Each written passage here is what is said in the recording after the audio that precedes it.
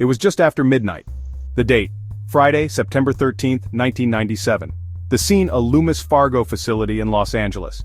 Inside, a brazen heist was about to unfold, a crime that would baffle investigators and leave millions of dollars unaccounted for.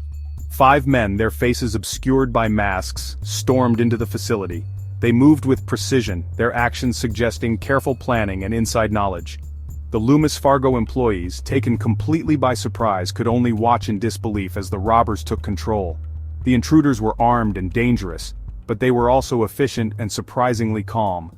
Within minutes they had emptied the vault, making off with an astounding $18.9 million. The robbery was swift, clean, and seemingly impossible to crack. The scale of the heist sent shockwaves through Los Angeles and beyond. The audacity of the robbers, the sheer amount of money stolen, and the mystery surrounding their identities captivated the public's imagination. This wasn't just a robbery, it was a meticulously planned operation that seemed ripped from the pages of a Hollywood screenplay. Little did anyone know the real story was even more unbelievable than fiction.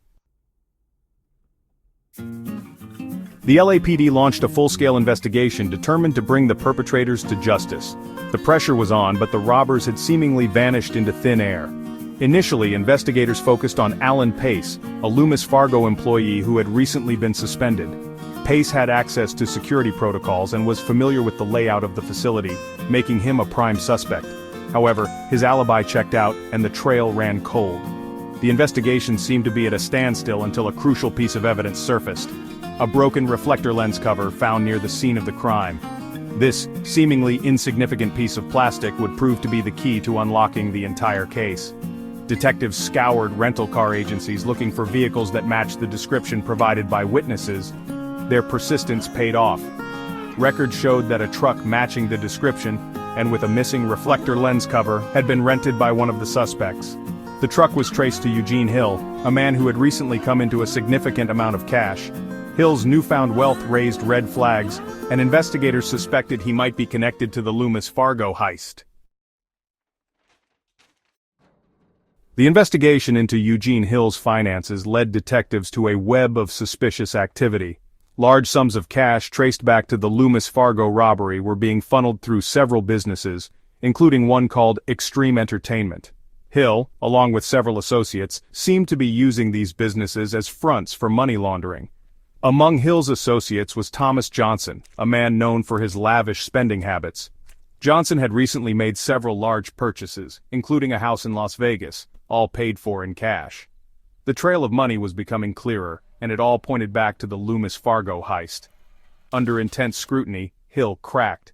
He confessed to his role in the heist and implicated several others, including Johnson, Terry Brown, Fred McCrary, and Eric Boyd.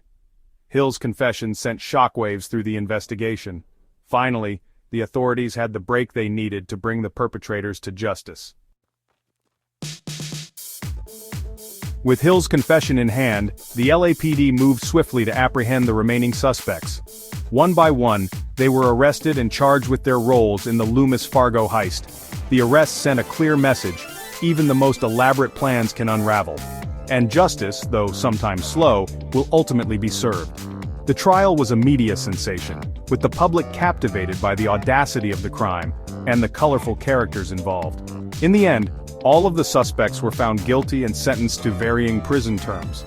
Eric Boyd, considered to be one of the masterminds behind the operation, received the harshest sentence of 24 years. Despite the convictions, a significant piece of the puzzle remained unsolved: the whereabouts of the missing $14 million. To this day, the money has never been recovered, fueling speculation and conspiracy theories. Some believe that the money is hidden away, waiting to be discovered, while others suspect that it has long since been spent.